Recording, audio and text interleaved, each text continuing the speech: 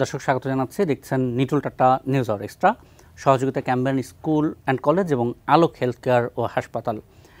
আজকে আমরা যে শিরোনাম দিয়েছি, শিরোনামে একটু চমকে যেতে পারেন। শিরোনামটা এরকম রেখেছি, বিপদে বাইডেন। বাইডেন বিপদে কিনা প্রশ্ন করছে, কীরকম বিপদ সেটা নিশ্চয়ই আলোচনা শুনবো।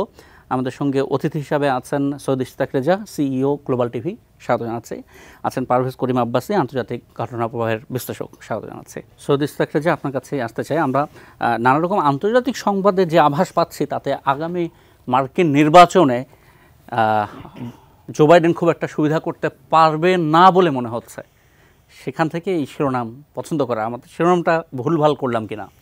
না, ভুলভাল নাই। আমি কিন্তু আমেরিকান বেশ কিছু কাগজ, সাউথ এশিয়ান বেশ কিছু কাগজ আমি দেখেছি এবং তারা এই কথাটাই বলছে, বাইডেন্স প্রবলেম ইন দ্য ইলেকশন, বিপদের কথাই বলছে। বাংলাদেশের একটি পত্রিকার সম্পাদকীয় করেছে, দেখলাম চরম বিপদে বাইডেন। তো সেই দিক থেকে ঠিকই আছে এই শিরোনাম। বাইডেন যদি গত নির্বাচনটাও দেখেন, খুবই মার্জিনালি কিন্তু খুবই জিতেছেন ট্রাম্পের সাথে, এবং এবার পরিস্থিতি তার জন্য অত্যন্ত নাজুক একটা অবস্থার মধ্যে আছে।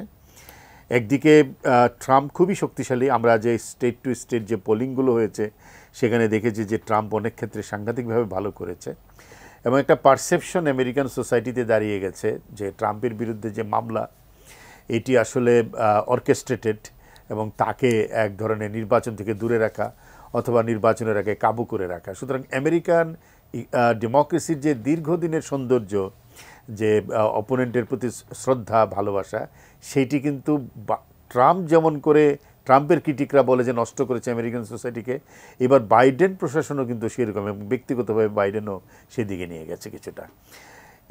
গত 7ই অক্টোবর হামাসের ঘটনার পরে গাজায় ইসরায়েলি হামলা, বর্বরতা, আমি হামলা তো বলবো না, বর্বরতা, নিষ্ঠুরতা, শিশু হত্যা যেভাবে করেছে এবং আমেরিকা যেভাবে নগ্নভাবে তার পক্ষে দাঁড়িয়েছে, এটা সারা পৃথিবীতে বাইডেনের সমালোচনা হয়েছে।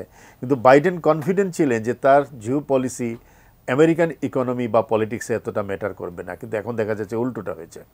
বিশ্ববিদ্যালয়গুলো এখন উত্তাল অবস্থায় আছে, এবং এই প্রথমবারের মতোই এত বল প্রয়োগ আমরা আমেরিকান পুলিশ বাহিনীকে করতে দেখছি, আমেরিকান এস্টাবলিশমেন্টকে করতে দেখেছি, এবং এর একটা নেতিবাচক প্রভাব কিন্তু গিয়ে পড়েছে। সর্বশেষ আমি যেটা দেখলাম যে ইকোনমি নিয়েও কিন্তু আমেরিকান ভোটারদের মধ্যে কোনো উৎসাহ নেই, যদিও সাম্প্রতিককালে ইকোনমি ভালো করছে, অনেকটা ঘুরে দাঁড়িয়েছে, আনএমপ্লয়মেন্ট কমেছে, গ্রোথ বাড়ছে, কিন্তু কনজিউমার কনফিডেন্স বলে যে আমেরিকান ইকোনমিতে একটা শব্দ আছে, যেটা ওয়াল স্ট্রিট জার্নাল বলে, সেইখানে কোনো কনফিডেন্স বাইডেনের প্রতি নাই। সুতরাং বাইডেন একটা বিপদে আছে, এবং লাস্ট যে 538 জনের যে পোলটা হয়েছে, সেখানে কিন্তু ট্রাম্প এগিয়ে আছে তার পোলিংয়ের দিক থেকে।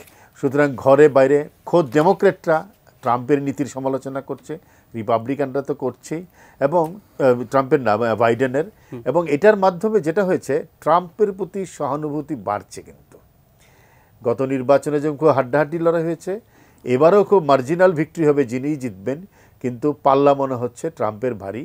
এবং বাইডেন, তার নিজের বয়স 81 বছর বয়স, তার শারীরিক অসুবিধা, কিন্তু সবচেয়ে বেশি হলো তার দৃষ্টিভঙ্গির অসুবিধা। এখন কিছুটা ঘোরাতে চাচ্ছেন, তিনি ত্রাণ পাঠিয়েছেন গাজায়, তিনি ইসরায়েলের নীতির সমালোচনা করছেন, কিন্তু নেতানিয়াহু প্রতি তার যে অন্ধ সমর্থন, নগ্ন সমর্থন, তার প্রতি যে সব ধরনের সাপোর্ট, এটি খোদ আমেরিকান সোসাইটিকে একটা ডিভাইডেড, আমেরিকান নির্বাচনে তো ইসরায়েলের প্রভাবও থাকে, বোধহয় থাকে, ইসরায়েলের প্রভাব সম্পূর্ণভাবে আছে। কিন্তু আমেরিকান সোসাইটির একটা বড় দিক হলো, সব ইহুদি কিন্তু ইহুদি পলিসিকে সাপোর্ট করে না, এবং আমেরিকান পলিসি যে খুব বেশি সেখানে নগ্ন হয়ে দাঁড়িয়েছে, ইনহিউম্যান হয়ে দাঁড়িয়েছে, সেটা আছে। বলা হচ্ছে আরব আমেরিকান, মুসলিম আমেরিকান ভোটার্স, তারা খুব ম্যাটার করবে, এবং তারা এইবার প্রথমবারের মতো প্রকাশ্য অবস্থান নিয়েছে যে ট্রাম্প বাইডেন যা করেছেন এটা ভালো নয়। অন্যদিকে আমেরিকানদের ভিতরে এটা নিয়ে লিবারেল আমেরিকানদের মধ্যেও কথা উঠছে, কিন্তু যুদ্ধবিরোধী মনোভাব আছে। এমনকি আমি জানি না, উনি আরও ভালো বলতে পারবেন, ইউক্রেন ইস্যুতেও কিন্তু বাইডেন পলিসি খুব একটা ভালো কাজ করে নেই, এবং যে ধরনের স্যাংশন ইত্যাদি আরোপ করা হয়েছে, আবার থার্ড কান্ট্রি থেকে আমেরিকা ঠিকই রাশিয়ান অয়েল ইম্পোর্ট করেছে। হয়েছে কি, এই সোশ্যাল মিডিয়ার যুগে কিন্তু আলটিমেটলি কিছু আর গোপন থাকে না। আপনি রাশিয়ার উপরে স্যাংশন দিলেন, কিন্তু ইন্ডিয়া থেকে রাশিয়ার তেল নিলেন, এবং রাশিয়ার আক্রমণের পরে ইউক্রেনের অস্ত্র সরবরাহে বিলম্ব হলো, তাতে যে এন্টায়ার ইউরোপ বিপদে পড়লো, জেলেনস্কিকে মানে একটা বিপদের মধ্যে রেখে নানা ধরনের ডিপ্লোম্যাটিক ম্যানুভারিং হলো, এগুলো কোনোটাই বাইডেনের পক্ষে গেছে বলে আমার মনে হয় না। সুতরাং বাইডেন একটা বড় আমরা পারভেজ কায়েম আব্বাসীকে একেবারে খুব এই শেষ বাক্যটা জিজ্ঞেস করি যে ইউরোপ এবং মার্কিন যুক্তরাষ্ট্রের সম্পর্কে কি একটু বোঝাপড়ার অভাব তৈরি হয়েছে এই বিশেষ করে ইউক্রেন যুদ্ধ, রাশিয়া যুদ্ধ নিয়ে? অনেকখানি।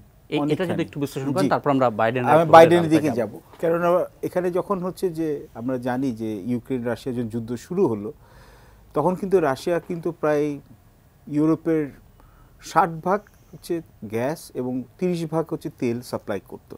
এবং এর জন্য কিন্তু আপনি জানেন যে জার্মানিতে এখানে $10 বিলিয়ন খরচ করেছিল রাশিয়া থেকে গ্যাস আনার জন্য, নর্থ স্ট্রিম 2 যেটা আর অপারেটিং করেন। এবং জার্মানি, ফ্রান্স, পোল্যান্ড, এরকম বেশ কয়েকটা বড় বড় দেশ যেগুলো আছে, বুলগেরিয়া ইত্যাদি ইত্যাদি, ওরা কিন্তু মোটামুটি একমত ছিল যে রাশিয়ার সাথে কিন্তু একেবারে রাশিয়াকে আলাদা করে বা এখানে হচ্ছে মানে এক ঘরে করা উচিত হবে না, বা এই যে ডলারগুলোকে যেখানে ফ্রিজ করে দেয় এটা বোধহয় উচিত হবে না। এবং যেটা হয়েছে কি, ইউরোপে কিন্তু এই যে যুক্তরাষ্ট্রের চাপের জন্য বা যুক্তরাজ্যের চাপের জন্য, ওরা তো একসাথেই কাজ করে, যেখানে যুক্তরাষ্ট্র সেখানে যুক্তরাজ্য, তো ওরা যেখানে এই যুদ্ধের যে দামাবাটা বাজালো, বা এখানে হচ্ছে যে ঠিক আছে রাশিয়া হচ্ছে যে বলেছে হচ্ছে যে একটা সভারেন কান্ট্রিকে ইনভেড করেছে, তো প্রিন্সিপাল ঠিক আছে, কিন্তু ওটাকে নেগোসিয়েশনে আনা যেত। এটা অনেকেই ইউরোপের অনেক নেতারা ভাবে, স্পেশালি জার্মানি, ফ্রান্স, মার্কেল যে ছিলেন, মার্কেলের পরে যে নিয়ে আসছেন, এরা সবাই এদের একই ছিল। কিন্তু এখন যেটা হলো যে যুক্তরাষ্ট্রের চাপের জন্য, যুক্তরাষ্ট্র হচ্ছে দিনের শেষে ওদের নেট সিকিউরিটি প্রোভাইডার, তো অ্যাজ এ রেজাল্ট যেটা হয়েছে ওদেরকে কিন্তু প্রচুর টাকা খরচ করতে হয়েছে অল্টারনেট আপনার হচ্ছে সাপ্লাই রাউটস নিয়ে। ওই ইন্ডিয়া থেকে যেমন রেজা ভাই বললেন যে রাশিয়ান তেল ইন্ডিয়ানরা কিনে আনছে, ওটাকে রিফাইন করে তারপর এটা বেচে দিচ্ছে, বা অথবা হচ্ছে ইরানের সাথে ওরা কিন্তু একটু এক ধরনের কিন্তু নেগোসিয়েশনটা এখানে আবার শুরু করলো যাতে তেল নিতে পারে। এবং এমনকি সৌদি আরবের প্রতি যে নমনীয় একটা ভাব হলো যুক্তরাষ্ট্রের, প্রথমে ভুললে হবে না, এখানে কিন্তু আপনার জো বাইডেন কিন্তু বলেছে যখন সে প্রেসিডেন্ট হবে, সে মোহাম্মদ বিন সালমানকে সে বলেছে প্যারায়া, মানে হচ্ছে তাকে হচ্ছে একেবারে সে হচ্ছে মানে দেশ ছাড়া করবে। তো পরে কিন্তু তার কাছে একবারে মানে এক প্রকারে কিন্তু সে নতজানু হয়ে হাত কচলিয়ে কিন্তু ফিস্ট বাম্প করলো যে আমাকে তুমি তেল সাপ্লাই করো, যেটা মোহাম্মদ বিন সালমান করেও নেয়। যদি বা পুটিন যখন আসছিল তখন কিন্তু তাকে এখানে 5 স্টার এখানে রিসেপশন দিয়েছে। এটা কিন্তু এটা সবার সামনে কিন্তু মিডল ইস্টে এখানে যুক্তরাষ্ট্রের লস অফ ফেস হয়েছে। আমি আবার আপনার কথাতে আসছি, এবং এই যুদ্ধে কারা হচ্ছে সবচেয়ে বেশি ইনথুজিয়াস্টিক যে হচ্ছে যুক্তরাষ্ট্র আরও সাপোর্ট করুক, যারা আগে ছিল হচ্ছে সোভিয়েত ইউনিয়নের পার্ট ছিল যারা, যেমন হচ্ছে আপনি মনে করুন হচ্ছে মোলডোভা ইত্যাদি ইত্যাদি, বা হচ্ছে মনে করেন আপনার অন্যান্য দেশগুলো যেমন হচ্ছে যে এস্তোনিয়া, লিথুনিয়া, ল্যাটভিয়া, এরা হচ্ছে যারা হচ্ছে ওরা এই রুশ আগ্রাসনকে ভয় পায়, তারাই হচ্ছে এটাকে সবচেয়ে বেশি সাপোর্ট করছে। কিন্তু এটার জন্য একটা অর্থনীতিকে একটা বড় একটা দাম দিতে হয়েছে। এবং ওপেনলি কিন্তু ট্রাম্প প্রথম থেকে বলেছে, তার জন্য সে অনেক ক্রিটিসিজম শিকার হয়েছে, যে আমি যদি প্রেসিডেন্ট থাকতাম আমি এইভাবে রাশিয়া এবং পুটিনকে এইভাবে এলিনেট করতাম না। এবং এটা মোটামুটি এটা স্থির যে যদি সে জিতে যায় তাহলে কিন্তু ইউরোপকে সে বলে দিবে যে দিনের শেষে যে তুমি নেদারল্যান্ডস, জার্মানি, ফ্রান্স, এরা হচ্ছে তোমাদের সিকিউরিটি প্রোভাইড করবে, নরওয়ে, সুইডেন, আমরা এখানে আর টাকা খরচ বেশি করব না। এবং রাশিয়ার সাথে কিন্তু যে বৈরিতা আছে সে কিন্তু অনেক অংশে কমানোর চেষ্টা করবে। সো একদিকে কিন্তু এটা ইউরোপের মধ্যে কিন্তু একটা আশঙ্কা সৃষ্টি করছে, এবং এখন ইউরোপ চেষ্টা করছে তাদের নিজস্ব সিকিউরিটি নিজে প্রোভাইড করার জন্য, কেন যুক্তরাষ্ট্রের তখন অ্যাটেনশন পুরোপুরি হয়ে যাবে চীন কেন্দ্রে। ইউরোপের নির্বাচনটা, আমেরিকান নির্বাচনটা ইউরোপের আরেকটা দিক থেকে মাথা ব্যথার কারণ হয়ে দাঁড়াচ্ছে। ট্রাম্প আসলে তো তাদেরকে আলাদা নিজেদের নিজে চিন্তা করতে হবে। ইভেন বাইডেন থাকলেও হচ্ছে যে শেষের দিকে যখন তার শেষের টার্মে সে কিন্তু দুইটা বড় ট্রান্সে কিন্তু সে সিকিউরিটি দিল, একটা হচ্ছে ইউক্রেনকে দিল, একটা ইসরায়েলকে দিল, and it has also ramification. So ডেমোক্রেটরা ওইটা দিয়ে দিবে, কারণ ওইখানে ওদের একটা কমিটমেন্ট আছে হচ্ছে রিপাবলিক এখানে যে রুশ আগ্রাসন ঠেকানোর জন্য, ওদের পলিসিটা ওই দিকে একটু বেশি। রিপাবলিকানরা তো ইসরায়েলকে আরো বেশি সাপোর্ট করবে, তাই করা। আমেরিকাতে যুক্তরাষ্ট্রে একটা জিনিস ঠিক, ওখানে কোনো রাজনীতিবিদ আপনি সেনেটে বলেন, কংগ্রেসে বলেন, আপনি যদি ওখানে আপনি ফান্ডিং চান বড় বড় কর্পোরেট ডোনার্সের কাছ থেকে বা এখানে এস্টাবলিশমেন্টগুলোর কাছ থেকে, আপনি কিন্তু হচ্ছে ইসরায়েল বিরোধিতা করলে কিন্তু আপনার জন্য কিন্তু খুব কঠিন, দুষ্কর। এটা হচ্ছে একেবারে রাজনৈতিক বাস্তবতা। কেন ওখানে কি করে, এখানে কিন্তু আপনি যখনই ইসরায়েলকে আপনি যখন ক্রিটিসিজম করবেন বা এখানে ক্রিটিসাইজ করবেন, রাইটফুলি সো, তখন আপনাকে বলা হবে দুটো জিনিস। একটা হচ্ছে অ্যান্টিসেমিটিক মানে হচ্ছে যে, এবং খুব মজার কথা, অ্যান্টিসেমিটিক মানে ইহুদি এবং আরব বিদ্বেষী, কিন্তু এটা বোঝানো হচ্ছে যে শুধু ইহুদি বিদ্বেষী। এবং দুই হচ্ছে কি, আরেকটু হলে বলবে যে আপনার হলোকস্ট ডিনাইল, যেখানে যে এখানে সেকেন্ড ওয়ার্ল্ড ওয়ারে যেখানে যে ইহুদিদের সাথে যেখানে গণহত্যা করা হচ্ছে ওটার সাথে আপনাকে ফলস ইকুইভ্যালেন্স এখানে আটকায় দিবে। একদিকে এই চাপ, আরেকদিকে এই এশীয় আমেরিকান এবং আফ্রিকান আমেরিকানদের ভোটের হিসাব। জি, আপনি যদি আমাকে সুযোগ দেন তাহলে আমি এটা নিয়ে আমি জরিপে যদি একটু বলতে পারি এখানে। জি, এবং আমি রেজা ভাইয়ের ওখান থেকেই বলছি যে দেখুন এটা খুব আশ্চর্যের বিষয় না যে একদিকে হচ্ছে প্রেসিডেন্ট ট্রাম্প, যেনার মানে অ্যাট বেস্ট আমি যদি এখানে ট্রাম্পকে নিউট্রালি বলতে পারি যে তার প্রেসিডেন্সির টাইমটা ছিল বিতর্কিত। সে হচ্ছে যে লিভিং 200 বছরের ইতিহাসে একমাত্র প্রেসিডেন্ট যে নিজে একটা কু করার চেষ্টা করেছে, যে হচ্ছে যেখানে ক্ষমতা ট্রান্সফার করার জন্য, সে প্রিভেন্ট করার জন্য তার নামে 4টি হচ্ছে ইন্ডাইটমেন্ট হয়েছে। একটা হচ্ছে ট্যাক্স ইভেশনের জন্য প্রায় $200 মিলিয়ন মতো, আরেকটি হচ্ছে প্রাপ্তবয়স্ক বিনোদন এক নায়িকা স্টর্মি ড্যানিয়েলস, তার সাথে হচ্ছে যে এখানে ওনার একটা অনৈতিক সম্পর্ক ছিল, তার জন্য এটার জন্য হাস মানি দিয়ে এটা প্রেসিডেন্সি আগে ওটাও হচ্ছে এখানে খুঁড়ে খুঁড়ে নিয়ে আসা হয়েছে। এবং সবাই মনে করে হচ্ছে যে প্রেসিডেন্ট ট্রাম্পই হচ্ছে এটা অর্গানাইজ করেছে, কলকাঠি নেড়েছিল। মাইক পেন্স যে ভাইস প্রেসিডেন্ট উনি বলে, অন্যান্য বলে যে এখানে হচ্ছে ক্যাপিটাল হিলে এখানে যে পাওয়ার ট্রান্সফার যাতে না করার জন্য। এরপরেও এই সত্ত্বেও আপনি যদি এখন দেখেন যে সবচেয়ে রিসেন্ট যেখান থেকে এখানে রেজা ভাই বললেন মেইন যে এখানে জরিপটা করা হয়েছে 1800 জন, এখানে প্রায় 18 জন এখানে হচ্ছে প্রাপ্তবয়স্ক আমেরিকান ভোটারদের উপরে অল অ্যাক্রস ইউএসএ, এটা হচ্ছে আপনার ইয়াহু নিউজ এবং ইউগভ, খুব বড় জরিপ। তো ওখানে দেখেছে হচ্ছে যে ইন টার্মস অফ মানে হচ্ছে ভোটার অ্যাপ্রুভাল ট্রাম্প এবং বাইডেন হচ্ছে 45% দুইজনে টাইট, ডেড টাইট। তার মানে কি এই অর্থনৈতিক মন্দা থেকে, এই কোভিড থেকে ঘুরে দাঁড়ালো কে? বাইডেন। মূল্যস্ফীতি 9% থেকে 3% নিয়ে আসলো কে? বাইডেন। অভিবাসনের দিকে হচ্ছে প্রো মাইগ্রেন্ট এখানে পলিসি করলো কে? বাইডেন। ভালো কথা। কর্মসংস্থান করলো কে? বাইডেন। তারপর হচ্ছে বাইডেনের জন্য হচ্ছে সবচেয়ে বড় ডিসঅ্যাপ্রুভাল রেটিং, মানে হচ্ছে লিভিং প্রেসিডেন্ট 100 বছরে 57% ভোটাররা মনে করে যে বাইডেনকে ওরা ভোট দিবে না, এবং মানে এর চেয়ে কম ডিসঅ্যাপ্রুভাল রেটিং যাদের ছিল তারা কিন্তু হেরে গেছে। জিমি কার্টার বলেন, সিনিয়র জর্জ এইচডব্লিউ বুশ এবং ট্রাম্প নিজেও। এবং আপনি অন্যান্য যদি আপনি এখানে মাপকাঠিতে ধরেন যে মূল্যস্ফীতি এখানে নিয়ন্ত্রণ করা বা হচ্ছে দেশের অর্থনীতি এখানে কোন দিকে যাচ্ছে, ভালোর দিকে না খারাপ দিকে যাচ্ছে, অপরাধ বা ক্রাইম এটাকে কন্ট্রোল করা, প্রত্যেকটি আপনার এখানে মেজারমেন্টে এখানে কিন্তু জো বাইডেনের চেয়ে ট্রাম্পকে এগিয়ে রাখছে। এবং সবচেয়ে বিপজ্জনক কথা, আপনি যদি আমাকে একটা মিনিট দেন, আমেরিকায় কিন্তু পোলারাইজেশন বা বিভক্তিকরণ হয়ে গেছে। আমরা বলি ব্লু স্টেট ডেমোক্রেটরা যেখানে আছে, আর হচ্ছে রেড স্টেট রিপাবলিকানরা। মূল যেটা ডিফারেন্সটা হয়, খেলাটা হয় হচ্ছে 6টা সুইং স্টেটের মধ্যে, যেটা একবারে যে জিতে এখানে প্রেসিডেন্ট সেই 6টা স্টেটকে নিয়ে যায়, উইনার ক্যারিজ অল। এর মধ্যে কি কি আছে? Arizona, Pennsylvania, new York, Wisconsin, Nevada, Georgia, এবং সঙ্গে সঙ্গে আছে মিশিগান, এই 7টা। এর মধ্যে 6টা স্টেটে, সুইং স্টেটে ট্রাম্প কিন্তু বাইডেনের চেয়ে এগিয়ে আছে। এটা হচ্ছে নিউ ইয়র্ক টাইমসের, এবং নিউ ইয়র্ক টাইমস কিন্তু বলা একটু ডেমোক্রেটিক ঘরানার বা হচ্ছে লেফট অফ সেন্টার যেটাকে বলা হয়। এবং 3 নম্বর সমস্যাটা হচ্ছে, এবং এখানে এটা মনে হয় যে এখানে একটা বোধহয় এটা আমি বলব প্রকৃতির বিচার। কেন প্রথম দিকে যখন এই প্রেসিডেন্ট বাইডেন আসছিলেন এবং তার secretary of state Anthony Blinken হচ্ছে যে হিউম্যান রাইটস, ডেমোক্রেসি ইত্যাদি ইত্যাদি, কিন্তু এটা সবচেয়ে বেশি নগ্নভাবে যে এই দৈরত্বটা যে প্রকাশ পেয়েছে হচ্ছে এই প্যালেস্টাইনে, যেখানে হচ্ছে যে ইসরায়েলের যে আনপ্রোভোকড রিট্যালিয়েশন, হামাস আক্রমণ করলো, 1200 জন মারা গেছে, নিশ্চয়ই নিন্দনীয়, কিন্তু তার হচ্ছে যে বিপরীতে কাউন্টার স্ট্রাইক মেজার হিসাবে যখন 35,000 লোক মেরেছে, এবং বেশিরভাগ হচ্ছে মহিলা এবং শিশু এবং ফরেন জার্নালিস্টদেরকে ওরা মেরেছে। এবং এই সময় ইসরায়েলকে তো ওরা ক্রিটিসাইজ করেও নাই, বরঞ্চ ওরা আরও হচ্ছে নতুন নতুন ওদেরকে এড দিচ্ছে, ওয়েপন সেল করছে। এবং এতে কি বিপরীত হয়েছে? উনি যেটা বললেন ঠিকই, এক হচ্ছে ডেমোক্রেটদের সবচেয়ে বড় সাপোর্টাররা হচ্ছে ইয়াং ভোটার্স, যারা হচ্ছে ইউনিভার্সিটিতে পড়ে, ইউনিভার্সিটি পাস করেছে, এরা কিন্তু খুব ডিসইলুশন। এটার কেসে এটা দেখতে পারেন। এবং আমেরিকা যে এখনো গণতন্ত্রের যে প্রিন্সিপালের উপর দাঁড়িয়ে আছে, পুরা যুক্তরাষ্ট্রে বড় বড় বিশ্ববিদ্যালয়, হার্ভার্ড, ইয়েল, আপনার এখানে শিকাগো, সব জায়গা থেকে এখানে হচ্ছে যে দেখেন হচ্ছে এখানে প্রতিবাদ হচ্ছে। 2100 ছাত্রকে হচ্ছে অ্যারেস্ট করা হয়েছে।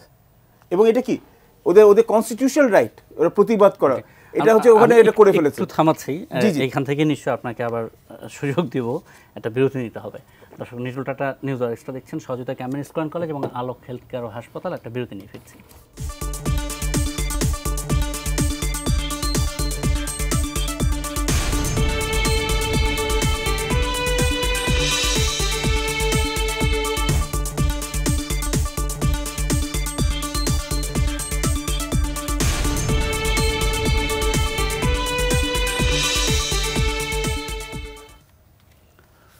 দর্শক, নিটল টাটা নিউজ আর এক্সট্রা সহযোগিতা ক্যাম্বেন স্কুল অ্যান্ড কলেজ এবং আলোক হেলথ কেয়ার হাসপাতাল, বিপদে বাইডেন, এই শিরোনামে আলোচনা, এবং সেই জায়গায় থামিয়ে দিয়েছিলাম। আপনি বলছেন যে ছাত্র মানে শিক্ষার্থীরাও একেবারে বিপক্ষে চলে যাচ্ছে এবং ডেমোক্র্যাটদের যে ভোট ব্যাংক সেটা তো একটু লিবারেল ভাবা হয়, কিন্তু ব্যক্তি ট্রাম্প কি আসলে গ্রহণযোগ্য হচ্ছে নাকি বাইডেনের এইসব নীতির কারণে ট্রাম্পের দিকে মানুষ ঝুঁকছে? এটা হচ্ছে দুটো জিনিস, খুব ভালো প্রশ্ন করেছেন আপনি, ধন্যবাদ আপনাকে, কেন এটার উপরে অনেক চিন্তা করা হয় না। এক হচ্ছে কি, দেখুন একটা দেশে যখন স্ট্যাবলিশ পলিটিক্সে নতুন কিছু আসে না, তখন কিন্তু আপনি দেখছেন একজন 81 বছরের একজন প্রেসিডেন্ট, ইনকামবেন্ট প্রেসিডেন্ট, যার জনপ্রিয়তা সর্বনিম্ন, এবং হচ্ছে একটা 77 ইয়ার ওল্ডের এখানে হচ্ছে এক্স প্রেসিডেন্ট যে কন্টেন্ডার, দুজনেই কিন্তু শারীরিক মানসিক যে আপনার যে দক্ষতা লাগবে এটা নিয়ে কিন্তু প্রশ্ন আছে। এটা নিয়ে বেশ কয়েক বছর ট্রাম্পও প্রেসিডেন্ট ছিল, তার নিয়ে হচ্ছে বাইডেনের নিয়ে তো কত রিল আসে এটা তো আমরাও জানি। এবং দুইজনই কিন্তু তখন হচ্ছে যে দেখার বিষয় হচ্ছে যে ওদের ভাইস প্রেসিডেন্ট পিকটা কী হবে, কারণ এটা হচ্ছে যে এটা হচ্ছে বিশাল বড় জিনিসপত্র, যে এখানে হচ্ছে যে কামালা হ্যারিসকে কি উনি এখন পিক করছেন না কিনা। আর আরেকজন হচ্ছে যে এখানে শোনা যাচ্ছে যে ট্রাম্প হয়তো বা কোনো একজন ইন্ডিয়ান যেখানে আছে ইন্ডিয়ান ক্যান্ডিডেট করবে। সো ইন্ডিয়ান ডায়াসপোরা ওরা কিন্তু খুব ইম্পর্টেন্ট হয়ে যাচ্ছে এখন।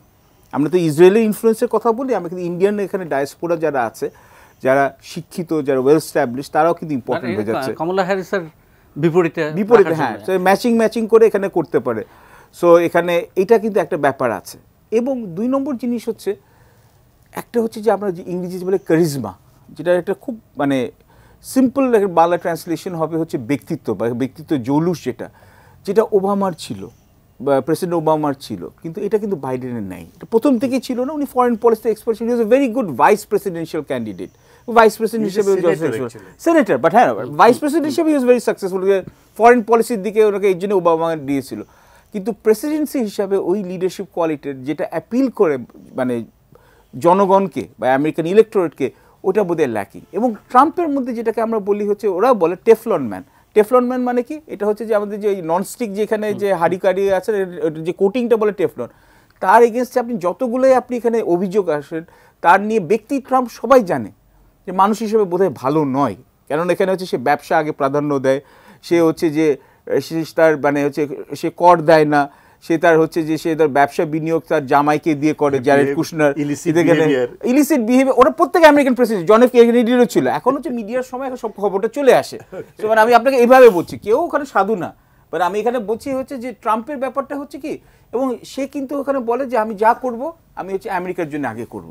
বাকি আপনি আমাদের মিত্ররাও যদি বলেন, জার্মানি, জাপান, সবাই আমাদের কাছে সুবিধা নিয়েছে, আমরা হচ্ছে এখন হচ্ছে আমেরিকান ফার্স্ট পলিসি। আমেরিকানরা আসলে কোনটা প্রেফার করে, এই ট্রাম্পের এই অ্যাপ্রোচ নাকি যে আমেরিকান আসলে টায়ার্ড? আমি আসল কথা হচ্ছে আপনি দেখেন কেন এই ঘুরে ফিরে এই ক্যান্ডিডেটদের মধ্যেই যাচ্ছে। সো অ্যাজ এ রেজাল্ট একটা প্রশ্ন ছিল হচ্ছে যে মিশেল ওবামা কি আবার রান করবে নাকি না। এবং আরেকটা খুব ইম্পর্টেন্ট জিনিস যেটার জন্য বাইডেনের জন্য কাল হয়ে দাঁড়াতে পারে, যে রবার্ট এফ কেনেডি, যিনি ছিল যে আপনার জন এফ কেনেডির যে ভাই, তার ছেলে রবার্ট এফ কেনেডি জুনিয়র, সে কিন্তু ইন্ডিপেন্ডেন্ট ক্যান্ডিডেট হিসাবে চেষ্টা করছে। এবং রবার্ট এফ কেনেডি যদি ইন্ডিপেন্ডেন্ট ক্যান্ডিডেট হয়ে এখানে দৌড়ায় নির্বাচনে বা নির্বাচনে যায়, সে কিন্তু কি কাজ করবে, মূলত সে কিন্তু বাইডেনের এখান থেকে ভোট কাটা ডেমোক্রেটদের। তো এই জন্য হচ্ছে আরেকটা প্রবলেম। এবং বাইডেনের ভিশনটা আপনি এখানে যদি ভিশন, প্রথমে সে বললো সৌদি আরবিয়া অন্যান্য জায়গায় সে গণতন্ত্র স্ট্যাবলিশ করবে, তারপর দেখলো তাকে ব্যাক ট্র্যাক করতে। একটা জিনিস যেটা হচ্ছে ট্রাম্প এবং বাইডেনের মধ্যে কনসিস্টেন্সি হচ্ছে যে ওরা মনে করে চীন হচ্ছে ওদের বড় প্রতিদ্বন্দ্বী অর্থনৈতিকভাবে, সামরিকভাবে, এবং হচ্ছে ওদের যে আপনি বললেন একক মোড়ল হেজিমনিটা, এটাকে চীন থেকে চ্যালেঞ্জটা আসবে, এই একটা ব্যাপারে কিন্তু ডেমোক্র্যাট এবং রিপাবলিকান একমত। কিন্তু এছাড়া কিন্তু বাইডেনের ওই ক্যারিজমা যেহেতু না থাকাতে, ওই অ্যাপিলটা না থাকাতে, বা আপনি বলবো যে শারীরিক যে এখানে একটা শক্তি বা এই ফিজিক্যাল ভাইটালিটি না থাকাতে হচ্ছে কি, এটা ট্রান্সলেট করতে পারে। ট্রাম্প হচ্ছে কি, সে কিন্তু এখানে হচ্ছে অ্যাপ্রেন্টিস বলে একটা প্রোগ্রাম দিয়ে শুরু করেছে। তার আগে কিন্তু আপনার এই WWF, যেটা আগে এখন WWE বলে, রেসলিংয়েও কিন্তু সেখানে করতো। সে কিন্তু জানে মিডিয়াটাকে কিভাবে ইউজ করতে হয়। এবং এই জন্য সে কিন্তু এখানে হচ্ছে, এবং তার সাথে সাথে কিন্তু এখানে হচ্ছে যে আপনি ফেসবুক বলেন বা টেসলা বলেন, এইসব জায়গায় এখানে এরাও কিন্তু তাদের একদম সমর্থন আছে। কেন হচ্ছে কি এবার হচ্ছে যে ডেমোক্রেটরা কিন্তু অনেকটা হচ্ছে আপনার ফেসবুক, তারপর মাইক্রোসফট, এদের উপর কিন্তু আরো রুলস এন্ড রেগুলেশনস ওরা কড়াভাবে ইম্পোজ করতে যাচ্ছে। তো একটা অনেক দিক দিয়ে কিন্তু হচ্ছে বাইডেনের জন্য কিন্তু ওর যে সে যতটুকু আপনার অর্থনীতি যে ভালো করেছে প্রবৃদ্ধির হার, ওটার কিন্তু সফলতা সে পাচ্ছে না, পেছনে চলে যাচ্ছে। সো দিস থেকে যে আপনার কাছে প্রশ্নটা এরকম যে যুক্তরাষ্ট্রকে এখন এককভাবে বিশ্ব মরলার বলা যায় কি না, জায়গাটা কতটা নড়েছে, যদি নড়ে থাকে এর জন্য আসলে বাইডেন কতটা দায়ী আর কতটা তাকে ভিকটিম হইতে হবে? খুবই ভালো প্রশ্ন। তবে তার আগে ওনার কথা সূত্র ধরে বলি যে social media use in American election, Trump যেবার জিতলো সেবারের কাহিনী মনে আছে। সিএনএন, তারপরে ওয়াল স্ট্রিট জার্নাল কিংবা নিউ ইয়র্ক টাইমসের মতন বড় কাগজগুলো কিন্তু রিপাবলিকানদেরকে পরাজিত করে ডেমোক্রেটদেরকে এগিয়ে রেখেছিল, হিলারি ক্লিন্টনকে। কিন্তু ছোট ছোট পত্রিকাগুলো তারা কিন্তু যে জরিপ দিয়েছে সেখানে কিন্তু ট্রাম্পকে এগিয়ে রাখা হয়েছিল। পরে একটা কথা বেরিয়েছিল যে আমেরিকান বিগ মিডিয়া পিপলস পালসটা ধরতে পারে না, এবং সোশ্যাল মিডিয়া যে একটা বিশাল রোল প্লে করেছে এটা ছোট মিডিয়াগুলো ধরতে পেরেছে। এবং ল্যাঙ্গুয়েজটাই আসলে মানুষের ল্যাঙ্গুয়েজটাই আলাদা। মেইন স্ট্রিম মিডিয়া, যেটা এখন লিগেসি মিডিয়া বলে, তারা ওই ল্যাঙ্গুয়েজটা ধরতে পারে। মেইন স্ট্রিম মিডিয়া তো সেবার ট্রাম্পকে মেনে নিতে পারেননি, নিজেরাই মেনে নিতে পারে। এটা কিন্তু এবারও কিছুটা আছে, এবং ট্রাম্প তো এক ধরনের জমিয়ে রেখেছে, যেটা হলো যে বাইডেন ঘরে বাইরে দুই দিকেই বিপদে আছে। বলতে গেলে আমেরিকা নিজেই বিপদে আছে। আমেরিকান পলিটিক্সের দৈন্য দশা এই দুই ক্যান্ডিডেট কিন্তু এক্সপোজ করে দিয়েছে। একজন 81 আর একজন 77 ইয়ার্স ওল্ড। আমেরিকান পলিটিক্সে লোক পাওয়া গেল না, ইয়াং এনার্জেটিক লিডারশিপ পাওয়া গেল না। সোসাইটি এবং পলিটিক্স দুটোই যে কত জায়গায় আছে তার একটা দৃষ্টান্ত কিন্তু রিফ্লেকশন। ভোট কাস্টিং কম হবে আরো, মনে হয় তাই কম হবে, অথবা ইসরায়েল পলিসির কারণে যে উত্তাল অবস্থা সেটা এখানে বেশি হতে পারে, মানে এন্টি ভোট যেতে পারে। দেখেন আমেরিকা সোভিয়েতের পতনের পর থেকে ইউনিপোলার, কিন্তু সাম্প্রতিককালে তো দেখা গেল যে আমেরিকার সেই দাপটটা অনেকাংশে নেই। চীন বড় আকারের ইকোনমিক পাওয়ার শুধু না, পলিটিক্যাল পাওয়ার হয়ে দাঁড়িয়েছে। এবং ইয়েমেন এবং সৌদি আরবের নেগোসিয়েশন তারা করে, তারা ইরানের সাথে সৌদি আরবের নেগোসিয়েশন করাতে কিন্তু দে আর মানে গুড প্লেয়ার্স। রাশিয়ার সাথে they are good players in the market, যেটা আগে কখনো ডিপ্লোম্যাটিক মার্কেট এটা দেখা যায় নাই। ডিপ্লোমেসিকে যদি একটা মার্কেট হিসেবে ধরা হয় তাহলে চীন কিন্তু ইটস এ বিগ প্লেয়ার। এবং আমাদের এখানে কথিত যে ইন্ডিয়া এখানে, বাংলাদেশেও দেখা যাচ্ছে যে চীন একটা বড় রোল প্লে করছে। একটা ইলেকশনের আগে একটা নিউজ দেখেছিলেন যে Biden defeated by Sheikh Hasina in the diplomacy, একটা আমেরিকান কাগজের রিপোর্ট। তো সেখানেও বলা হচ্ছে যে শেখ হাসিনার কূটনীতির কাছেই বাইডেন পরাজিত হয়েছে।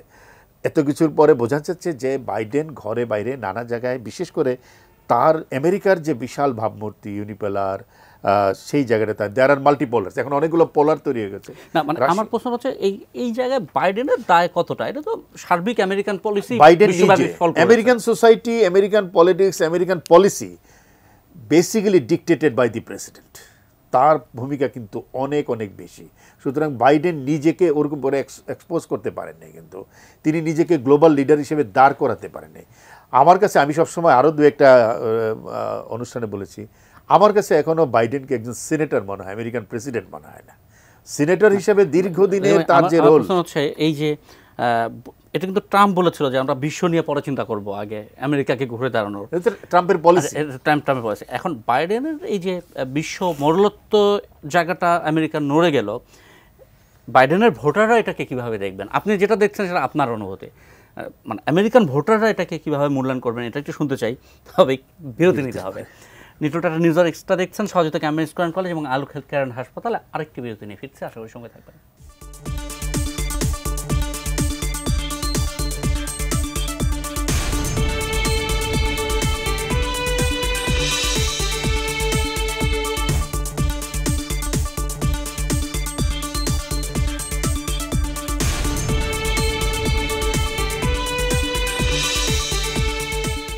নিউট্রাল টাটা নিউজ আর এক্সট্রা সহযোগিতা ক্যাম্বেন স্কয়ার কলেজ এবং আলোক হেলথ কেয়ার অ্যান্ড হাসপাতাল। সৌদি থেকে যে আপনার কাছে প্রশ্ন ছিল যে বিশ্ব মরলত্বের জায়গায় আমেরিকা দুর্বল হয়ে গেল, এটা আমেরিকান ভোটারদের কাছে ম্যাটার করে কতটা?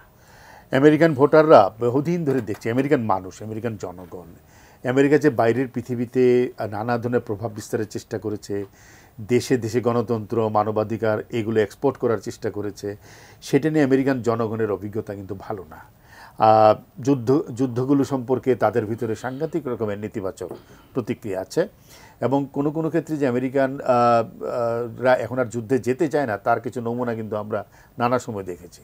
আমি সাম্প্রতিককালে একটা ভিডিও দেখছি, পেন্টাগনে একজন রিটায়ার্ড সোলজার প্রেসিডেন্টের সামনে তার সামনে ককটেল পার্টিতে তার সামনে দাঁড়িয়ে বলছে যে আপনার নির্দেশে আমি মানুষ হত্যা করেছি, শিশু হত্যা করেছি, এমন নির্দোষ মানুষকে আমি হত্যা করে তাদেরকে কবর পর্যন্ত দিতে দিই নেই, এরকম।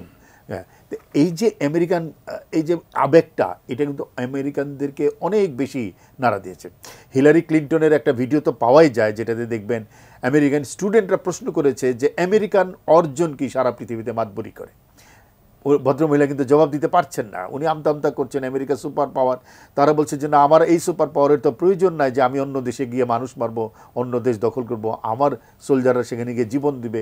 এবং উনি জানতে চেয়েছে কত পরিমাণ আমেরিকান পৃথিবীর অন্যান্য দেশে কবরস্থ হয়েছে। এই প্রশ্নের উত্তর কিন্তু আমেরিকান অ্যাডমিনিস্ট্রেশনের কাছে নাই, যে আমাদের কত সোলজার অন্যের মাটিতে শুয়ে আছে। সো এগুলো অনেক বেশি প্রশ্নের জন্ম দিচ্ছে। সোসাইটি এখন ওপেন, এই যে শিক্ষার্থীরা আন্দোলন করছে, এই শিক্ষার্থীরা জানতে পারছে যে আমেরিকান সমাজের ভেতর থেকে এটা কত অসৎ। তারা বাইরে এক রকমের কথা বলছে, অথচ তাদের আচরণগুলো কতভাবে নিপীড়িত মানুষের বিপক্ষে যাচ্ছে। এই জায়গাগুলো থেকে আমার কাছে মনে হয় আমেরিকার সুপার পাওয়ারের জায়গাটা বড় আঘাত পেয়েছে, অভিঘাত পেয়েছে। আমেরিকানরা অনেক বেশি ইনওয়ার্ড ওরিয়েন্টেড হয়ে দাঁড়িয়েছে। তারা নিজের দিকে তাকাতে চায়, নিজের সমাজ নিয়ে ভাবতে চায়, দেশ নিয়ে ভাবতে চায়। আর ইকোনমিও কিন্তু, আমেরিকান ইকোনমিও কিন্তু অনেকাংশে সেলফ ডিপেন্ডেন্ট হয়ে আসছে। তাকে যে অনেক কিছুর জন্য এখন বাইরের উপরে নির্ভর করতে হয় তা না। এমন আমেরিকার যে ইকোনমিক সুপার পাওয়ার, বরং তারা সেটাকে এনজয় করতে চায় নিজের দেশের ভিতরকার কেমিস্ট্রি দিয়ে, বাইরে দিয়ে নয়। একটা বাক্য জানি বলা হচ্ছে যে বাইডেনের ভিয়েতনাম গাজাকে। প্রশ্নটা হচ্ছে যে বাইডেন কি কিছুটা পিছু হটেছে আক্ষরিক অর্থে ইসরায়েলের প্রতি সমর্থন দেওয়ার বিষয়ে? জি, আমার মনে হয় যে এখানে হচ্ছে যে এটা হচ্ছে কি লোক দেখানো না, প্র্যাকটিক্যালি না, এটা হচ্ছে কিছুটা মানে বিট অফ বোথ। আমি আপনাকে খুব সহজভাবে বলি, আমেরিকান ফরেন পলিসি হচ্ছে যখন আপনি সুপার পাওয়ার, তখন কিন্তু আপনি নিজের স্বার্থটাই দেখবেন, এবং সময় সময় হচ্ছে যে আপনি হচ্ছে আপনি বুলি পাল্টাবেন যে আপনার স্বার্থ। এককালে ছিল যেমন দেখুন হচ্ছে মধ্যপ্রাচ্যে বা হচ্ছে আপনার দক্ষিণ আমেরিকায় স্বৈর শাসন বা আর্মি কু, বা এমনকি দক্ষিণ এশিয়াতে ওরা কিন্তু নগ্নভাবে ওরা কিন্তু সমর্থন করেছে, কি সোভিয়েত ইউনিয়ন কি যুক্তরাষ্ট্র, সিআই থ্রু দিয়ে নানান ধরনের প্রজেক্ট দিয়ে। চিলেতে অগস্ট পিনোশেটকে বলেছে আমাদের বন্ধু, কিন্তু এখানে হচ্ছে তাকে দিয়ে এখানে হচ্ছে আমরা বলেছি যে এখানে মুক্তবাজার অর্থনীতি করেছে, কিন্তু কমিউনিস্টদেরকে নিধন করেছে। তো একদিকে এটাও চলেছে। এখন হচ্ছে যে এই ওবামা আসার পর থেকে এখানে ওরা তখন হচ্ছে যেহেতু সোভিয়েত ইউনিয়ন পড়ে গেল, তখন ওরা শুরু করলো হচ্ছে গণতন্ত্র, মানবাধিকার ইত্যাদি, এইগুলা নিয়ে হচ্ছে ওরা আরও বেশি জোর দেওয়া শুরু করলো। আগে কিন্তু ছিল যে সোভিয়েত ইউনিয়নকে চাপে ফেলার জন্য এখানে, যে এটা হচ্ছে একটা অল্টারনেট করা, কিন্তু তারপর ওরা এটার উপর জোর দেওয়া শুরু করলো। কারণ যখন দেখলো যে বড় প্রতিপক্ষ হচ্ছে চীন, তখন হচ্ছে ওদেরকে ক্রিটিসাইজ করা করলো, বা বেল্ট অ্যান্ড রোড ইনিশিয়েটিভ এটা করলে হচ্ছে যে আপনার হচ্ছে যে আপনি এই ডেট ট্র্যাপে পড়ে যাবেন, বা এখানে হচ্ছে যে আপনি ধারের ফাঁদে পড়ে যাবেন ইত্যাদি ইত্যাদি। কিন্তু when push comes to shove, আমি আপনাকে খুব সোজাভাবে বলি, push comes to shove, Hamas attack করেছে, পুরো মিডল ইস্ট কিন্তু ক্রিটিসাইজ করে সবাই করেছে আনপ্রোভোকড। কিন্তু এটাও ঠিক যে প্রায় 16 বছর কিন্তু ইজিপ্ট আর ইসরায়েল মিলে পুরো গাজাকে কিন্তু এক ধরনের একটা ব্লকেডে রেখে দিচ্ছে, এটা কিন্তু কেউ বলে না। হামাসের উত্থান কিন্তু হচ্ছে ইসরায়েলের সাপোর্ট ছিল, যাতে প্যালেস্টাইন লিবারেশন অর্গানাইজেশনের সরকারটাকে ওরা হচ্ছে দ্বিধাভুক্ত করতে পারে। এগুলো কিন্তু ইসরায়েলের নিউজ পেপার থেকে আসে, হারেস ইত্যাদি ইত্যাদি থেকে। 3 নম্বর হচ্ছে যখন অ্যাট্যাকটা শুরু হলো, মাঝে মধ্যে তো বুঝি না যে ইসরায়েলের প্রধানমন্ত্রী বেনিয়ামিন নেতানিয়াহু সেই যেভাবে আমেরিকান প্রেসিডেন্টকে ধমকাধমকি করে, এবং সে কিন্তু biggest recipient of US aid. আমি তো বুঝি না যে ইউএস মানে is United States of America dependent on Israel, আর Israel is dependent on USA. মানে ও ধমকাধমকি যখন সে করে এইভাবে, এবং এটা কি বোধহয় প্রকৃত স্বামী স্ত্রীর সম্পর্ক, আমি তো বুঝতে পারছি না যে কে স্বামী কে স্ত্রী। মানে এখানে হচ্ছে, এবং আরেকটা খুব মানে এখানে হচ্ছে আশ্চর্য জিনিস হচ্ছে, প্রথম দিকে যখন দেখলো হচ্ছে যে ওরা হচ্ছে যে এখানে খুব বেশি দেখছে জনগণের মধ্যে, সাধারণ আমেরিকান জনগণের মধ্যে এখানে একটা বিরূপ প্রতিক্রিয়া শুরু করলো, তখন উনি বললো যে ঠিক আছে আমরা এখন আর ইসরায়েলকে ওয়েপন সেল করবো না। কিন্তু সামনে তো নির্বাচন, Israeli lobby, specially American Israeli public affairs committee I-PAC is very influential. ওরাই কিন্তু মানে মানে হার জিততে অনেকটা ইনফ্লুয়েন্স করে, লবিং ইত্যাদিতে, মিডিয়া কভারেজ, ইউনিভার্সিটি একাডেমিক্স যাই বলেন, ওদের হচ্ছে যে ডিসপ্রপোর্শনেট ইনফ্লুয়েন্স। এখন ওইখান থেকে কিন্তু সে এখন বাইডেন ব্যাক ট্র্যাক করা শুরু, এবং এখন হচ্ছে রামালাতে বলছে হচ্ছে রাফাতে এখানে হচ্ছে যে ওরা হচ্ছে ওরা ইনভেস্ট করবে এখানে বলছে, তবু কিন্তু এখানে যুক্তরাষ্ট্র বলছে করো না, কিন্তু তারপর হচ্ছে ওরা ওয়েপেন্স বেঁচে যাচ্ছে। এখন সাধারণ মানুষের মধ্যে এটা বলছে যে এক ইউক্রেনে দেখছে যে ওদের এড যেটা যাচ্ছে সেটা হচ্ছে বেশি দুর্নীতিতে এখানে খরচ হয়ে যাচ্ছে। এখানে হচ্ছে ওদের ওয়েপেন্সগুলো হচ্ছে দেখা যাচ্ছে ওদের ইউক্রেনের জেনারেলকে এখানে হচ্ছে সরানো হচ্ছে এখানে করাপশনের জন্য। এবং এখন হচ্ছে আমেরিকার লোকরা বলছে যে ভাই আগে আমাদের অর্থনীতি ঠিক করো, ইউক্রেনের তো আমরা 2 বছর দিলাম, কত বছর ধরে করব। এবং এখানে ইসরায়েল আর প্যালেস্টাইনে যেখানে আছে এই দ্বৈরথটা চলে আসে যে গণতন্ত্র নাকি হচ্ছে যে আমার যখন স্বার্থে ঘা পড়বে তখন হচ্ছে যে আমি আমার দেশ করব। মানে জো বাইডেনের অবস্থান কি মনে হচ্ছে? আমরা একটা শান্তির বাহিনী পাঠানোর একটা প্রস্তাব দেখলাম, মানে এটা কি পিছু হটা না ইসরায়েলকে আসলে শেল্টার দেওয়া? সাময়িকভাবে ইলেকশনের আগে হচ্ছে যাতে মধ্যপ্রাচ্যে যাতে আরও যাতে হচ্ছে যে আপনার ইন্টারন্যাশনাল নিউজ সাইকেলে যাতে না আসে, একটু ধামাচাপা দেওয়ার চেষ্টা। না এটা কি ইসরায়েল কিভাবে নিবে? না ইসরায়েলের জন্য কিন্তু ইসরায়েল কিন্তু খুব দ্বিধাভক্ত, ইসরায়েল ভিতরে কিন্তু দ্বিধাভক্ত। কেন দেখেন এই সংকট আমি জাস্ট একবার ইউনিটে বলি, বেনিয়ামিন নেতানিয়াহু যখন এইটা হলো এটা কিন্তু খুব কাকতালীয়ভাবে, কেন তার আগে কি ছিল ওর এখানে হচ্ছে সে হচ্ছে ওদের কনস্টিটিউশন চেঞ্জ করার চেষ্টা করেছিল, সুপ্রিম কোর্টের এখানে উপরে হচ্ছে সরকারের আরও ক্ষমতা বাড়াতে চেয়েছিল। এখন এইরকম চেষ্টায় কিন্তু হচ্ছে ইসরায়েলের যে ডিফেন্স ফোর্স সবাই কিন্তু একটু ভলেন্টারি কনস্ক্রিপশন করে, ওরা বলছে আমরা ইসরায়েলে এখানে হচ্ছে আমরা আর্মিতে আমরা এখানে ফাইট করব না। এবং নেতানিয়াহু কিন্তু খুব জনপ্রিয়তা কিন্তু এখানে হচ্ছে একদম হচ্ছে তলানিতে গেছিলো।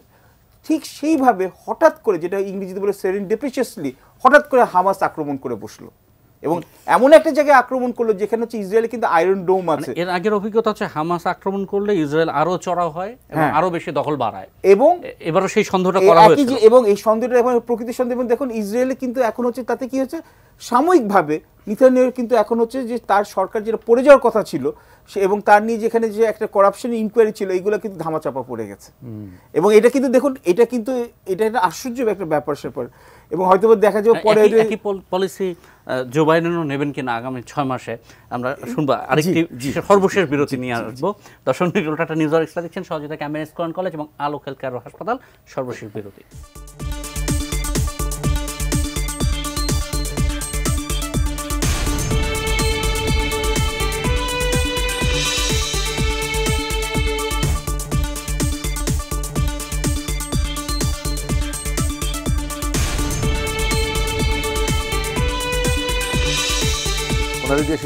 বিপদে বাইডেন, এই প্রশ্ন রেখে শুরু করেছিলাম, আলোচনা চলছে। নিটল টাটা নিউজ আর এক্সট্রা দেখছেন, সহযোগিতা ক্যাম্বেন স্কোয়ার কলেজ এবং আলোক হেলথ কেয়ার হাসপাতাল। একবারে শেষ পর্যায়ে সদিস থাকছে যে আপনার কাছে শেষ শুনবো যে ভেতরের চাপে ইসরায়েলের পক্ষে অবস্থান থেকে কিছুটা হলেও বাইডেন সরে এসেছেন, আরও সরবেন। এটা আবার তাকে উল্টা বিপদে ফেলবে কিনা নির্বাচনে, যে জায়গায় উনি আসলে থেমেছিলেন? হ্যাঁ, উনি যেটা বলেছেন ওটার সাথে আমারও কিছু সংযুক্তি আছে। সেটা হলো যে ভেতরে এবং বাইরের চাপ দুটোই আছে। সেই চাপ থেকেই আসলে বাইডেন কিছুটা এন্টি ইসরায়েল বা কিছুটা হলো প্যালেস্তানিদের প্রতি একটা সহানুভূতির জায়গা তৈরি করেছেন। কিন্তু আমেরিকার আর্থসামাজিক অবস্থানে ইহুদিদের যে অবস্থান, ইসরায়েলিদের যে অবস্থান এবং বড় বড় কর্পোরেশনগুলো যেভাবে তারা নিয়ন্ত্রণ করে এবং পলিসি জায়গাগুলো যেভাবে নিয়ন্ত্রণ করে, তাতে যে খুব বেশি উনি সুবিধা করতে পারবেন তা না। তাকে আবারও ওই পক্ষে, ইসরায়েলের পক্ষে কোনো না কোনোভাবে থাকতে হবে তাকে। এবং তিনি কিন্তু আসলে এক ধরনের ম্যানুভারিং করছেন, কিছুটা এখানে কিছুটা ওখানে, মাঝপথে থাকার চেষ্টা। কখনো ইসরায়েলের পক্ষে অতি বেশি, কখনো মনে হচ্ছে না তিনি নেতানিয়াহুর সমালোচনা করছেন। সর্বশেষ জাতীয় পার্টির অবস্থা, অনেকটা জাতীয় পার্টির অবস্থা। তিনি সর্বশেষ তো নেতানিয়াহুর ভালো সমালোচনা করলেন, কিন্তু এগুলো কোনো কিছুই কিন্তু আসলে শেষ পর্যন্ত কোনো প্রভাব রাখছে না। অর্থাৎ বাইডেন তার অ্যাকসেপ্টেবিলিটি, গ্রহণযোগ্যতা অনেক হারিয়ে ফেলেছেন পলিসি লেভেলে এবং মানুষের ভেতরে, আমেরিকান সোসাইটিতে বড় আকারে। একবারে শেষ বাক্য শুনবো। আরেকটা প্রশ্ন, এটা সময় কম। এর আগে ট্রাম্পের নির্বাচনে রাশিয়ার প্রভাব নিয়ে খুব আলোচনা হয়েছিল, এবার সেটা ঘটবে কিনা? হবে, কেন রাশিয়ার দিকে ক্লিয়ারলি আর কিছুটা বলতে পারি, ট্রাম্প যদি ক্ষমতায় আসে এখনো বলবো যে আপসেট হতে পারে। কারণ আমি বলবো বিপদে বাইডেন বা বিপাকে আছে, বিপদে পড়তে পারে সামনে। একটা দেশ যেটা হচ্ছে যে এটা হচ্ছে অনেক বেনিফিট পাবে পরোক্ষভাবে প্রত্যক্ষভাবে হচ্ছে রাশিয়া। তো সুতরাং রাশিয়ার হয়ে এটা তো আমেরিকানরাও জানেন, কিন্তু না সাধারণ ইলেক্টোরেট কিন্তু কেয়ার করে না। এটা কিন্তু আপনাদের স্টেট ডিপার্টমেন্ট বা এখানে FBI, CIA ওরা বলছে ডিসইনফরমেশন, ইনফ্লুয়েন্স অপারেশন, সাধারণ মানুষের কাছে এটা নেই। এবং রাশিয়ানদের কিন্তু এখানে এক ধরনের কিন্তু আমরা পরে হয়তো শুনতে পারবো, হয়তো ডেমোক্রেটদের কাছ থেকে একটা অবজেকশন, একটা অভিযোগ আসবে সামনে, দেখে না 1-2 মাসের, যেটা আমি অ্যান্টিসিপেট করছি যে রাশিয়ানরা প্রচুর ইনফ্লুয়েন্স অপারেশন করে এখানে করছে, যাতে হচ্ছে, এবং এটা শুধু রাশিয়ানরা না, সৌদিরাও খুশি হবে, কাতারিরও খুশি হবে, ইসরায়েলও খুশি হবে, ভারতও খুশি হতে পারে। কেন হচ্ছে ভারতের যেখানে হচ্ছে ওরা এই যুক্তরাষ্ট্র এবং কানাডা যে গুপ্ত হত্যা করার চেষ্টা, যার জন্য রকেও সম্পৃক্ত করেছে, অনেক কিছু জিনিস আছে, অনেক কাহিনী বের হবে। আমার আরেকটা প্রশ্ন আগে ছিল যে নির্বাচনের মানে মানুষের দৃষ্টি ঘোরাতে, আপনি যেটা নেতানিয়াহুর ক্ষেত্রে বলেছেন যে হামাস আক্রমণ করলেও দৃষ্টিটা করে, এরকম কিছু আবার দেখবো নাকি, মানে বিশ্ব নতুন কিছু আবার দেখতে পারে? না, হতে পারে। 6 মাস কিন্তু is a long time in politics. হামাসের ভয়েস চেঞ্জ হয়েছে তো, এবং এখানে হ্যাঁ এক্স্যাক্টলি, এবং বাইডেন চেষ্টা করবে কোনো মতে হোক একটা সিজ ফায়ার করার জন্য, এবং ট্রাম্প চেষ্টা করবে মানে মানে মানে যতটুকু পারে সৌদি আরবিয়া, ইউএই যে কোনো মতে সিজ ফায়ার যাতে না হয়। এটা হচ্ছে এবার এটা কাটার এবং রিগানের মতো। আমার একটা অন্যরকম হিসাব আছে, আমি জানি না এটাও ঘটতে পারে কিনা, সিজ ফায়ার হবে না, ট্রাম্প এবং ইসরায়েলি পলিটিক্স মিলে হামাসকে দিয়ে আরেকটা আক্রমণ করি। আমি এটা বললাম তো, 6 much is a long time, এবং এখান থেকে হতে পারে রাশিয়া হচ্ছে, এখন দেখেন ইউক্রেনের কিন্তু যুদ্ধে কিন্তু আস্তে আস্তে জিতছে, কিন্তু ওরা কিন্তু খুব বড় অফেন্সিভে যাচ্ছে না, যাতে ওদেরকে ওদের স্টেট ডিপার্টমেন্ট থেকে বড় কিছু না আসে। সবাই কিন্তু ওদের ছক খেলছে, কিন্তু সবচেয়ে বেশি চিন্তায় আছে চীনা সরকার। কিন্তু ওরা জানে যে যদি বাইডেন হোক বা ট্রাম্প হয়, একটা ব্যাপারে কিন্তু যুক্তরাষ্ট্রের পলিসি কিন্তু একেবারে হচ্ছে যে চীনকে সব যেভাবে হোক আমরা কন্টেন্ট, এই ব্যাপারে একটা ব্যাপারে ওদের মধ্যে কোনো, মানে বলা যায় যে আমেরিকার নির্বাচন নিয়ে সবচেয়ে বেশি নিরপেক্ষ অবস্থানে চীন।